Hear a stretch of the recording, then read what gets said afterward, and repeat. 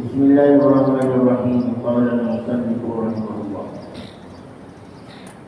Wal istikbaru anil haqq. Tidak menerima kebenaran karena kesombongan. Masih berkaitan dengan penyakit hati al-kibar yang beranak pinak, yang cukup banyak dalam kajian kita sebelumnya juga sudah ada. Kesombongan atau takabur atau al-kibar ini bisa menjadi riya, menjadi ujub, menjadi sum'ah, apalagi bisa menjadi tomak. Tomak ini memang ada pembagian, ada tomak yang membawa kepada kebaikan, sudah ada juga tomak di dunia, itu yang dimaksud al-kibar. Bisa juga membawa kepada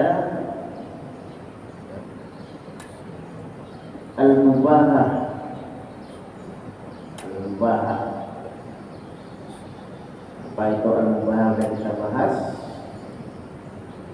Yaitu orang yang membanggakan, bermegah-megah dengan kondisi dirinya atau keluarganya atau hartanya, atau kalau keluarga sudah masukkan itu dengan keturunan-keturunannya.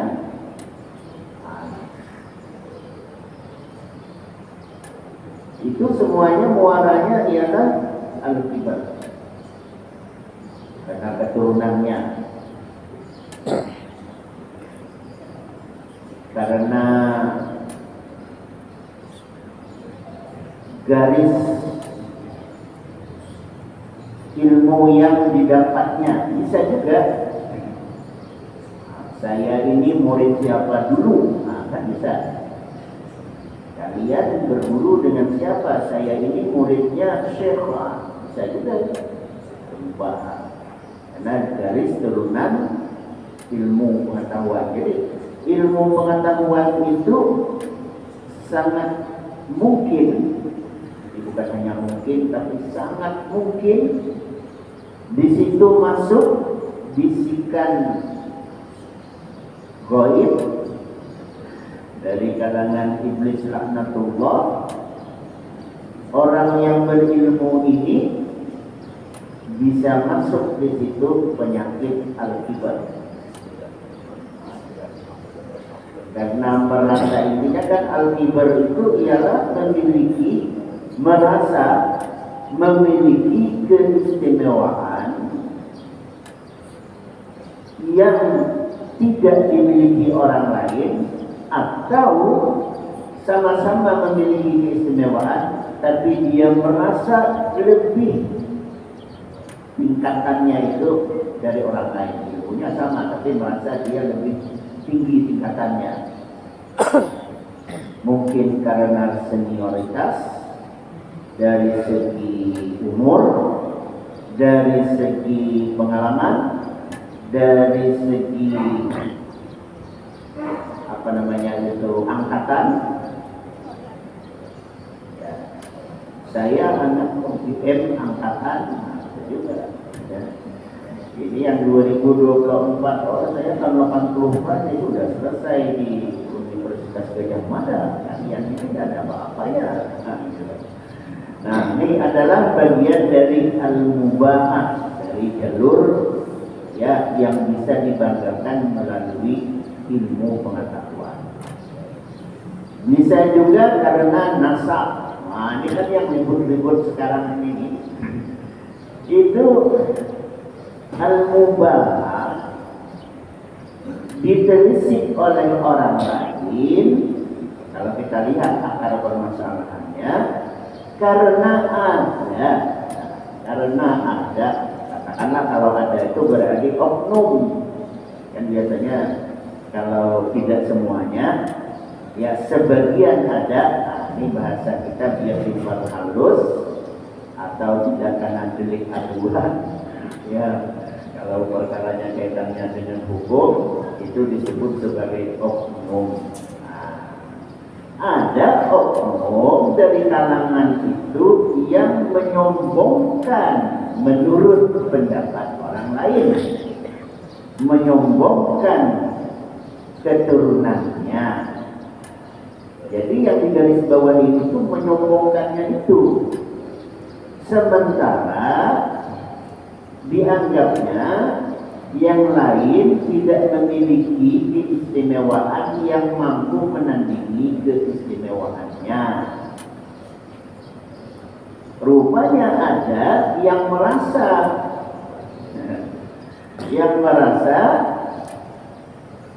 ya apa bahasanya itu, tersinggung atau perlu diingatkan. Nah, ini bahasanya seperti itulah.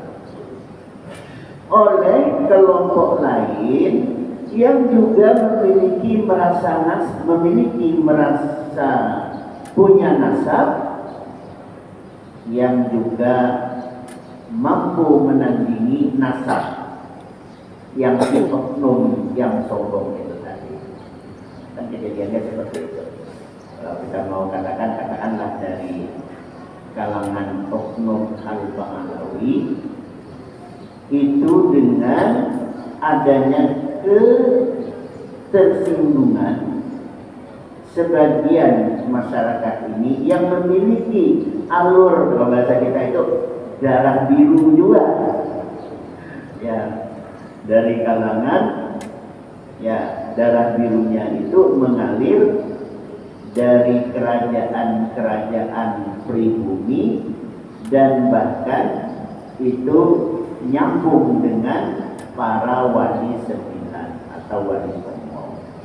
Nah, jadi disitulah sebenarnya percikan itu muncul awalnya. Nah, maka diingatkanlah ya kelompok yang kalau kita mau lebih spesifikasi lagi itu oknum dari kalangan Al-Habadiyah. Dari situ mulainya, itu kan ramai di mana-mana, itu tidak asing lagi ini, apalagi kalau kita bicara media sosial. Nah, sehingga timbullah permasalahan-permasalahan, ya menelisik, mencari, menelusuri silsilah segala bagai sejarah dan seterusnya sampai ya melakukan sebuah penelitian yang dikenal sebagai tesis dari Kiai Haji Imaduddin Al-Bantani gitu ya. Ya, dalam tesisnya itu membatalkan, bukan tanggung itu ya, membatalkan. Kalau meragukan kan istilahnya masih pilihannya itu ya ajalah orang meragukan, yang penting kan kita gitu. Ini membatalkan. Ya namanya ilmu pengetahuan itu kalau membuat sebuah karya ilmiah itu memang harus final, hasilnya harus tidak abu-abu kan. Ya kalau iya, kalau tidak. Kalau iya argumentasinya apa? Ya kalau tidak ya berarti kan gagal dalam mengumpulkan dalil-dalil.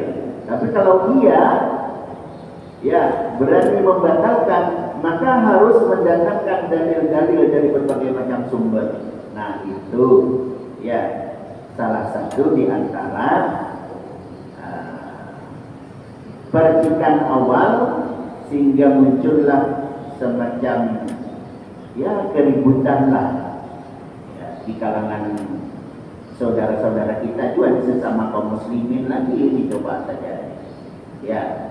Ini bisa disebabkan oleh penyakit awalnya itu sebagian namanya oknum itu kita tidak bisa pukul rata ya, tapi ada bisa masuk kemana-mana kecuali yang terjaga itu yaitu para rasul. Nah, para rasul itu kan terpelihara, mereka adalah maksum dari kesalahan, dari dosa, terpelihara, maksum. Walaupun maksum, para nabi itu kan maksum, terpelihara dari melakukan dosa dan kesalahan. Walaupun demikian, kalau itu menjadi sebuah qudwah,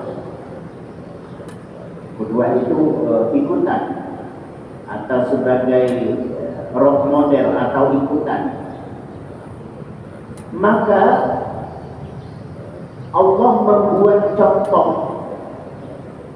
rasul-rasulnya, nabi-nabinya, rasulnya yang terpelihara dari melakukan dosa dan kesalahan itu disebutkan dari dalil-dalil Al-Quran dan hadis melakukan kesalahan. Tapi kesalahan yang mereka lakukan adalah mendapatkan ampunan, dan kesalahan itu tidak disebut sebagai sebuah kesalahan, tetapi menjadi renungan atau menjadi qudwah. Qudwah itu ikutan sebagai pedoman bagi umat-umatnya, seperti Nabi Allah Adam alaihissalam. Rabbana zalamna anfusana wa in lam taghfir lana wa tarhamna lanakunanna minal khasirin. Nah, itu kan di dalam Al-Quran doanya Nabi Adam. Ini doa Rabbana zalamna anfusana ini kenapa? Tentu Al-Quran ini adalah kalamun qadim, itu sudah sedari dulunya ayat itu setelah ada, tapi menjadi sebuah cerita historinya ialah ketika Nabi Adam.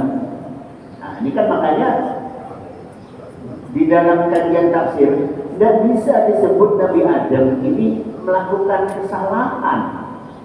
Nah, cuman kalau dikaji secara awalnya kan itu sebuah kesalahan yang dilakukan sehingga menjadi sebab dikeluarkannya Adam dan Hawa dari surga, kan gitu. Tapi tidak disebut sebagai kesalahan. Pertama, dilakukan di dalam surga. Apa yang salah di dalam surga? Kalau mau dikatakan, kalau di dalam surga itu kan bebas, apapun yang dilakukan tidak dianggap salah. Ya, itu makanya tadi dikatakan, ya, kalau itu adalah ibarat bahasa kita di dunia menjadi sebuah kesalahan, maka kesalahan itu ya ditebus oleh Nabi Adam menjadi penyebab. Nah, ini menjadi asbab sebab turunnya Adam alaihissalam ke muka bumi ini, yang kemudian menjadi berkembang biaklah generasi Adam ini sampai ke kita hari ini. Jadi itu menjadi sebuah kajian sebab saja. Jadi tidak dianggap sebuah kesalahan. Tapi ayatnya ini buat kita itu adalah karena kita memiliki kesalahan.